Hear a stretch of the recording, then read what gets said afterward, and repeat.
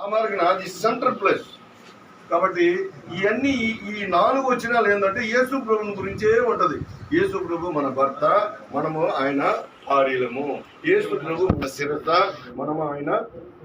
మనము ఆయన శరీరము అనే చెప్పబడుతుంది మొత్తం.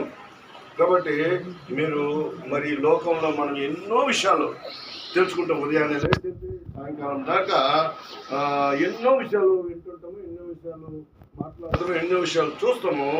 వాటన్నిటికీ దాంట్లో దోషం నుండి, పాపం నుండి మరి మనకు శోధనలు కూడా వస్తాయి. కాబట్టి వాటన్నిటిని అరికట్టాలంటే మనం ఉదయాన్నే లేచిందే, ఉదయాన్నే మొదలు పెట్టిందే మనం దేవునితో మొదలు పెట్టుకొని ప్రార్థన చేసుకొని మళ్ళీ పండుకునేటప్పుడు దేవునితో మరి ప్రార్థన చేసి పండుకున్నప్పుడు చేసిన తప్పులు ఏదన్నా, చేసిన ఇదన్నా, ఒడంబికలు ఉన్నా అనేది మనకు సరి చేసుకోవచ్చు. ఇప్పుడు షర్ట్ ఉంది, దాని మీద ఒక మరకబడినప్పుడు అట్లా ఉంచుకోము కదా. ఉంచుకుంటే ఏమవుతుంది, వెంటనే దాన్ని క్లియర్ చేసుకుంటాం. ఆ మార్గం ఏ రోజు ఆ రోజు క్లియర్ చేసుకోవాలా. మనం చేసింది ఇవాళ న్యాయం చేసినామా, తప్పు చేసినామా అని మనం సరి చేసుకుంటే, ఇవాళ నా కుటుంబంలో నా భర్తతో ఎట్టున్నాను, ఒకవేళ నా వల్ల ఏమైనా ఇంకేమైందా, ఒకవేళ నా భార్యతో నేను ఏమన్నా సరి చేసుకోవాలా. సరి చేసుకున్నప్పుడు మరి దేవునితో మాట్లాడుకోవాలి. అందుకని ఇక్కడ మరి పురుషులకు ఆయన ఒక మాట చెప్తుంది, యోగ్యురాలు తన పెనిమిటికి కిరీటం అంట. యోగ్యురాలు తన పెనిమిటికి కిరీటము. కిరీటంగా భర్తకి భార్య ఉండాలి, కానీ ముళ్ళ కిరీటంగా ఉండదు. ముళ్ళ కిరీటం అంటే శ్రమ, బాధ, ఇరుకులందు అబ్బా అని ఉండకూడదు. కిరీటం అంటే పరిశుద్ధత, భారీ కిరీటం అనమాట. అందుకనే సామెతల 31లో తన గమని వద్ద తన పెనిమిటికి గౌరవం తెచ్చేదనమాట.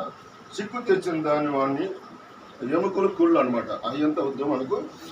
భర్తకి భార్య వచ్చి కిరీటం లాగా ఉండాలి. అదే మరిగా మరి భర్తకి ఏం చెప్తుందంటే భార్య దొరికిన వారికి మేలు దొరికిన అట్టి వాడు యెహోవా వలన అనుగ్రహం పొందినవాడు. యెహోవా వలన ఒక భార్య దొరకాలంటే అనుగ్రహం పొందాలి.